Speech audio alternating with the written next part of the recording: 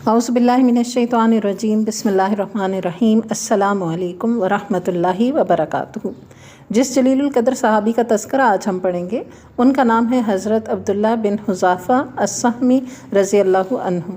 اسلامی انقلاب نے حضرت عبداللہ بن حذیفہ رضی اللہ عنہ کو موقع عطا کیا کہ وہ اس دور کی دو بڑی طاقتوں سے ملیں، یعنی کیسر روم اور شہنشاہ ایران، مطلب کیسر و کسریٰ، اور ان سے مل کر ایسی داستان کو جنم دیں جو زمانہ کے حافظہ اور تاریخ کے اوراق میں ہمیشہ محفوظ رہے۔ فارس کے بادشاہ کسریٰ سے حضرت عبداللہ بن حذیفہ رضی اللہ عنہ کی ملاقات 6 ہجری کو ہوئی، جب نبی اکرم صلی اللہ علیہ وآلہ وسلم نے عجمی بادشاہوں کو اسلام کا پیغام دینے کی خاطر خطوط دے کر صحابہ کرام رضی اللہ عنہم کو وفود کی شکل میں مختلف ممالک کی طرف بھیجا۔ رسول اللہ صلی اللہ علیہ وآلہ وسلم کو اس مشن کی اہمیت کا پہلے سے اندازہ تھا۔ یہ قاصد ایسے دور دراز ممالک کی طرف روانہ ہو رہے تھے جن کے بارے میں ان کا کوئی تجربہ اور علم نہ تھا۔ صحابہ کرام رضی اللہ عنہم نہ تو ان ممالک کی زبان سے آشنا تھے اور نہ آداب شاہی اور مزاج شاہانہ کے محرم راس ہی تھے۔ اس سے بڑھ کر ترا یہ کہ ان کی دعوت کا مقصد بادشاہوں کو اپنا اختیار کرتا دین ترک کرنے، سلطانی و حکمرانی سے دستبردار ہونے اور دائرہ اسلام میں داخل ہونے پر آمادہ کرنا تھا۔ مہم بذات خود بہت خطرناک تھی۔ اس کے معنی تھے کہ اس مہم پر جانے والا ہتھیلی پر جان رکھ کر جائے گا، اور اگر کامیابی سے لوٹ آئے تو یوں سمجھیے جیسے اس نے نیا جنم لیا ہے۔ معاملہ کی اس اہمیت کے پیش نظر رسول اللہ صلی اللہ علیہ وآلہ وسلم نے اپنے صحابہ کرام کو جمع کیا اور اللہ سبحانہ وتعالیٰ کی حمد و ثنا کے بعد ارشاد فرمایا، میں چاہتا ہوں کہ تم میں سے بعض حضرات کو تبلیغ اسلام کے سلسلے میں شاہان عجم کی طرف روانہ کر دوں۔ خبردار، تمہاری جانب سے اس معاملے میں اختلاف کی وہ نوعیت نہ پیدا ہونے پائے جو حضرت عیسیٰ علیہ السلام اور بنی اسرائیل کے مابین رونما ہوئی تھی۔ اس کے جواب میں صحابہ کرام رضی اللہ عنہم نے یک زبان ہو کر عرض کیا، اے اللہ کے رسول صلی اللہ علیہ وآلہ وسلم، ہم آپ کے حکم کے بہرحال تعمیل کریں گے اور آپ کی منشا کے مطابق فرائض پوری ذمہ داری سے سر انجام دیں گے۔ آپ جہاں چاہیں ہمیں بھیج دیں۔ حضرت صلی اللہ علیہ وآلہ وسلم نے ان میں سے 6 صحابہ کا انتخاب کیا کہ ملوک عرب اور شاہان عجم کی طرف دعوتی خطوط لے کر جائیں۔ ان 6 میں سے ایک حضرت عبداللہ بن حذیفہ رضی اللہ عنہ بھی تھے، جو رسول اکرم صلی اللہ علیہ وآلہ وسلم کا مکتوب گرامی لے کر فارس کے بادشاہ کسریٰ کی طرف روانہ ہوئے۔ حضرت عبداللہ بن حذیفہ نے اپنی سواری تیار کی، بیوی بچوں کو الوداع کہا اور تنہا صحراؤں اور میدانوں کو طے کرتے ہوئے سرزمین فارس جا پہنچے۔ بادشاہ سے ملاقات کی اجازت طلب کی اور درباریوں کو مکتوب گرامی کی اہمیت سے آگاہ کیا۔ اس مرحلہ پر شاہ ایران نے ان کی آمد کی خبر سن کر شاہی دربار کو آراستہ کرنے کا حکم دے دیا اور اس سلسلے میں ایک خصوصی اجلاس طلب کیا اور زعمائے فارس کو اس اجلاس میں شریک ہونے کا حکم دیا۔ اس اہتمام کے بعد حضرت عبداللہ بن حذیفہ رضی اللہ عنہ کو دربار میں آنے کی اجازت ملی۔ حضرت عبداللہ بن حذیفہ رضی اللہ عنہ شاہ ایران کے دربار میں اس کیفیت سے در آئے کہ انہوں نے ایک معمولی چادر زیب بدن کر رکھی تھی جس سے عربوں کی سادگی صاف طور پر چھلک رہی تھی۔ آپ کا سر بڑا اور جسم گھٹا ہوا تھا۔ اسلام کی عزت و وقار کے شعلے دل میں بھڑک رہے تھے اور اسی طرح ایمان کی عظمت و بلندی دل کی گہرائیوں میں دمک رہی تھی۔ اور کسریٰ نے جب انہیں اپنی طرف آتے ہوئے دیکھا تو حاشیہ نشینوں میں سے ایک کو اشارہ کیا کہ وہ ان سے خط پکڑے۔ ایوان میں سے ایک شخص نے آگے بڑھ کر جب ان سے خط لینا چاہا تو آپ نے فرمایا، یہ نہیں ہو سکتا۔ رسول اللہ صلی اللہ علیہ وآلہ وسلم نے مجھے حکم دیا ہے کہ میں یہ خط براہ راست کسریٰ کے ہاتھ میں تھماؤں۔ میں رسول اکرم صلی اللہ علیہ وآلہ وسلم کے حکم عدولی کی جرت ہرگز نہیں کر سکتا۔ یہ دیکھ کر کسریٰ نے حکم دیا، اسے چھوڑ دو اور میرے پاس آنے دو۔ جب حضرت عبداللہ بن حذیفہ رضی اللہ عنہ کسریٰ کے قریب آئے تو اس نے آپ کے ہاتھ سے خط وصول کر لیا اور اہل ہیرا کی عربی ترجمان سے کہا کہ اس خط کو کھولے اور اس کے مندرجات پڑھ کر سنائے۔ مکتوب گرامی کا آغاز ان الفاظ کے ساتھ ہوا، من محمد رسول اللہ صلی اللہ علیہ وسلم الی کسریٰ عظیم فارس سلام علی من اتبع الہدیٰ۔ یہ پیغام محمد صلی اللہ علیہ وآلہ وسلم کی طرف سے جو کہ اللہ کے رسول ہیں، عظیم فارس کسریٰ کی نام سلامتی کا استحقاق اس کو ہے جو ہدایت کی راہ پر چلا۔ کسریٰ نے ابھی خط کے ابتدائی الفاظ ہی سنے تھے کہ اس کے سینے میں غیظ و غضب کی آگ بھڑک اٹھی، چہرہ سرخ ہو گیا، گردن کی رگیں تن گئیں، کیونکہ رسول اللہ صلی اللہ علیہ وآلہ وسلم نے خط میں اپنا نام پہلے لکھا تھا اور اس کا بعد میں۔ کسریٰ نے مغضوب الغضب ہو کر خط چھینا اور پرزے پرزے کر دیا اور بغیر یہ جانے کہ خط میں کیا ہے چیخ کر گویا ہوا کہ میرا غلام ہو کر اسے یہ جرت کیسے ہوئی کہ مجھے اس طرح مخاطب کرے۔ پھر حکم دیا کہ حضرت عبداللہ بن حذافہ کو میرے دربار سے نکال باہر کیا جائے، چنانچہ ان کو دربار سے نکال دیا گیا۔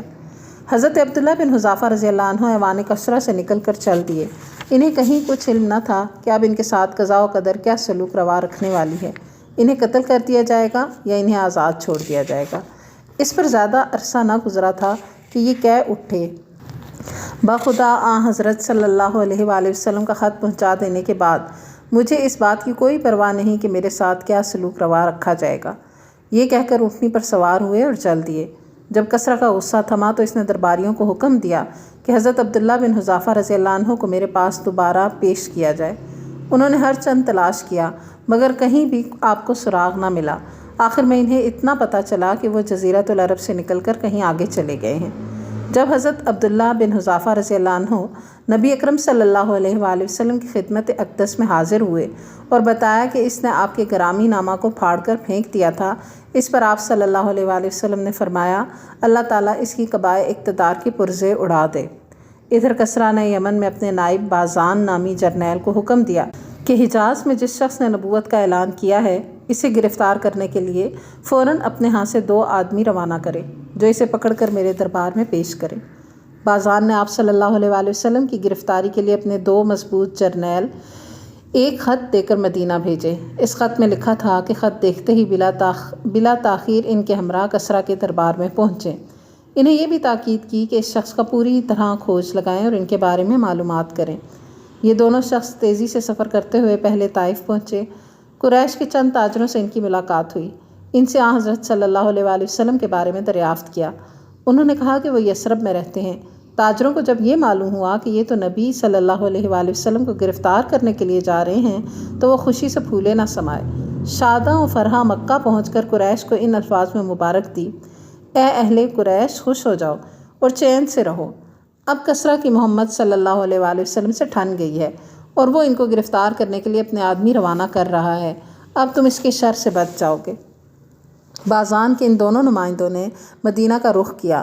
وہاں پہنچ کر نبی صلی اللہ علیہ وآلہ وسلم سے ملاقات کی اور بازان کا خط آپ کو پہنچایا اور کہا کہ شہنشاہ کسریٰ نے ہمارے بادشاہ بازان کو حکم دیا ہے کہ وہ آپ کو پکڑ کر اس کے دربار میں پیش کر دے۔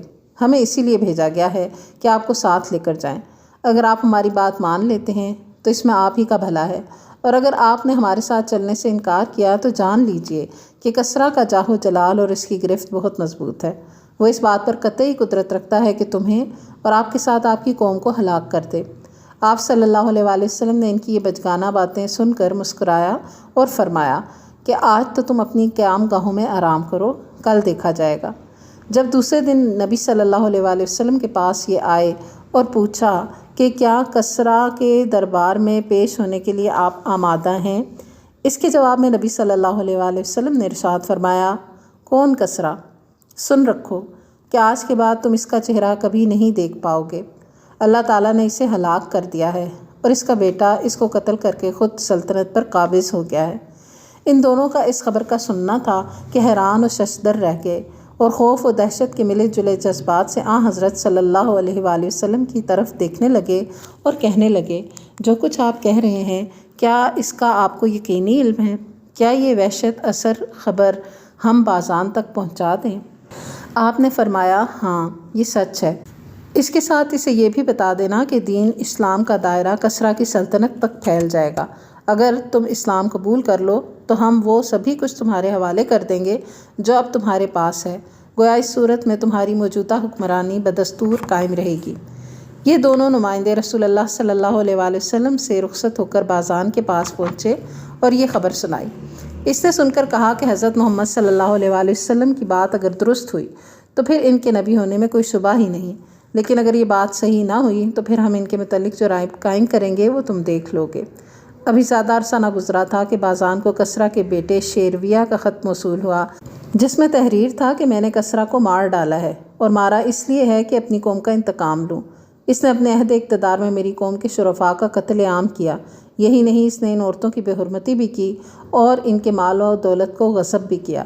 میرا یہ خط جب تمہارے پاس پہنچے تو تم میری حلقہ بگوشی اختیار کرنا۔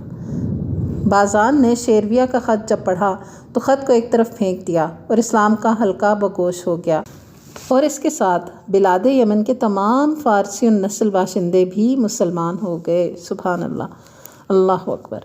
یہ تو حضرت عبداللہ بن حذافہ رضی اللہ عنہ کی فارس کے بادشاہ کسریٰ کے ساتھ ملاقات کی داستان تھی۔ کیسر روم کے ساتھ ان کی ملاقات کی تفصیلات کیا ہیں؟ کیسر کے ساتھ آپ کی ملاقات کا معاملہ حضرت عمر بن خطاب رضی اللہ عنہ کے دور خلافت میں پیش آیا۔ یہ بھی عجیب ہی داستان ہے۔ 19 ہجری میں حضرت عمر بن خطاب رضی اللہ عنہ نے جنگ کے لیے مجاہدین اسلام کا ایک لشکر روانہ کیا، جس میں حضرت عبداللہ بن حذافہ بھی شریک تھے۔ بادشاہ روم کے پاس لشکر اسلام کے متعلق خبریں برابر پہنچ رہی تھیں، اور اسے معلوم تھا کہ مجاہدین اسلام پختہ حوصلے، سچائی کے خوگر اور راہ خدا پر اپنی جانیں نثار کرنے کے جذبہ سے سرشار ہیں۔ اس نے اپنے فوجیوں کو حکم دیا کہ اگر اسلامی لشکر میں سے کوئی قیدی تمہارے ہاتھ لگے تو اسے زندہ پکڑ کر میرے پاس لے آنا۔ اللہ کا کرنا یہ ہوا کہ حضرت عبداللہ بن حذافہ کو رومی فوج نے گرفتار کیا اور کیسر کے سامنے پیش کر دیا۔ اسے یہ بتایا کہ ہم ایسے شخص کو گرفتار کر کے لائے ہیں جو محمد صلی اللہ علیہ وآلہ وسلم کے ان ساتھیوں میں سے ہے جنہوں نے سب سے پہلے دعوت اسلامی کو قبول کیا۔ جب حضرت عبداللہ بن حذافہ رضی اللہ عنہ کو بادشاہ روم کے سامنے پیش کیا گیا تو اس نے آپ کو بنظر غائر دیکھا، پھر کہنے لگا میری ایک تجویز ہے۔ حضرت عبداللہ نے فرمایا کیا؟ اس نے کہا میری تجویز ہے کہ آپ عیسائیت قبول کریں۔ آپ کو میری یہ تجویز اگر منظور ہو تو میں آپ کو آزاد کر دوں گا اور آپ کے ساتھ عزت و تکریم کا معاملہ روا رکھوں گا۔ حضرت عبداللہ بن حذافہ نے جرأت و عزم کا اظہار کرتے ہوئے کہا کہ یہ ممکن ہی نہیں، جس چیز کی آپ مجھے دعوت دے رہے ہیں اس سے 1000 درجہ بہتر یہ ہے کہ میں مر جاؤں۔ کیسر نے کہا آپ مجھے بہادر انسان معلوم ہوتے ہیں، آپ میری تجویز قبول کریں تو میں آپ کو اپنی سلطنت میں شریک کروں گا۔ بیڑیوں میں جکڑا ہوا یہ قیدی اس پر مسکرایا اور گویا ہوا اللہ کی قسم، آپ مجھے اپنی حکومت اور جزیرۃ العرب کی مملکت دے کر بھی یہ امید نہ رکھیں کہ میں دین محمد صلی اللہ علیہ وآلہ وسلم سے ایک لحظہ کے لیے بھی منحرف ہوں۔ اس نے غضبناک ہو کر کہا میں آپ کو قتل کر دوں گا۔ آپ نے فرمایا آپ جو چاہیں کر دیکھیں۔ اس کے بعد آپ کو پھانسی دے دینے کا حکم صادر کر دیا گیا، اور اس کا یہ حکم تھا کہ تختہ دار پر پا باجولاں اس شخص کو اس طرح تیروں کا نشانہ لگاؤ کہ تیر اس کے ہاتھ کے بالکل قریب گریں اور ہاتھوں کو زخمی کر دیں۔ چنانچہ اس کے حکم کے مطابق نشانہ باندھا گیا اور تیر چلایا گیا۔ اس نازک اور تکلیف دہ موقع پر کیسر نے آپ کو عیسائیت قبول کرنے کی تیسری مرتبہ دعوت دی، لیکن آپ نے صاف انکار کر دیا۔ پھر اس نے حکم دیا کہ اب اس کے بالکل پاؤں کے قریب تیر مارو۔ اس حکم کی بھی تعمیل کی گئی۔ اس نے اس موقع پر بھی اسلام کو ترک کر دینے اور عیسائیت قبول کرنے کی دعوت دی۔ آپ نے ایسا کرنے سے قطعی انکار کر دیا۔ بالآخر کیسر نے حکم دیا کہ اسے تختہ دار سے نیچے اتار دو۔ پھر ایک بہت بڑی دیگ منگوائی گئی اور اس میں تیل ڈال کر نیچے آگ جلائی گئی۔ جب تیل کھولنے لگا تو اس نے حکم دیا کہ مسلمان قیدیوں کو حاضر کیا جائے۔ اس کے حکم کے مطابق 2 مسلمان قیدی پیش کیے گئے۔ دیکھتے ہی دیکھتے ان میں سے ایک کو کھولتے ہوئے تیل میں پھینک دینے کا حکم دیا۔ گرم کھولتے ہوئے تیل میں گرتے ہی اس کا گوشت ہڈیوں سے الگ ہونے لگا۔ اس کے بعد وہ حضرت عبداللہ بن حذافہ کی طرف متوجہ ہوا اور کہنے لگا کہ اب بھی موقع ہے، ہمارا مذہب قبول کر لو۔ آپ نے پہلے سے بڑھ کر دعوت کو ٹھکرا دیا۔ جب کیسر حد درجہ مایوس ہو گیا تو اس نے چاروں ناچار انہیں کھولتے ہوئے تیل میں پھینک دینے کا حکم دے دیا۔ جب آپ کو دیگ کے پاس لایا گیا تو آپ کی آنکھوں سے بے اختیار آنسو ٹپکے۔ کیسر کے حواریوں نے جب یہ دیکھا تو عرض کی حضور یہ تو سچ مچ رو رہا ہے۔ اس نے گمان کیا کہ شاید یہ اس تکلیف سے گھبرا گیا ہے، اسے میرے پاس لاؤ۔ جب آپ کو کیسر کے سامنے پیش کیا گیا تو آپ نے پھر اس کو عیسائیت قبول کر دینے کی دعوت دی۔ آپ نے اس بار بھی انکار کیا۔ اس نے تعجب سے پوچھا ارے یہ بات تھی تو تم روئے کیوں؟ آپ نے جواب دیا کہ میرے رونے کی وجہ یہ تھی کہ یہ منظر دیکھ کر میرے خیال میں آیا کہ میرے پاس تو صرف ایک ہی جان ہے، کاش میرے پاس 1000 جانیں ہوتیں اور ہر جان کو اللہ کی راہ میں قربان کرتا۔ اس ظالم کا یہ سننا تھا کہ انگشت بدنداں ہو گیا۔ کہنے لگا اب اگر تم میرے سر کو چوم لو تو میں تمہیں آزاد کر دوں گا۔ حضرت عبداللہ نے پوچھا کیا تم میرے ساتھ تمام مسلمان قیدیوں کو بھی آزاد کرو گے؟ اس نے کہا ہاں میں تمام مسلمان قیدی بھی رہا کر دوں گا۔ حضرت عبداللہ فرماتے ہیں میں نے اپنے دل میں سوچا اگر میں اس دشمن کے سر کو چوم لوں اور اس کے بدلے میں یہ سب مسلمان رہا ہو جائیں تو اس میں کیا مذائقہ ہے؟ پھر آپ اس کے قریب آئے اور اس کے سر پر بوسہ دیا۔ قیصر روم نے حسب وعدہ حکم دے دیا کہ تمام مسلمان قیدیوں کو عبداللہ بن حذافہ رضی اللہ عنہ کے سپرد کر دیا جائے تاکہ وہ ان کو ساتھ لے جائیں۔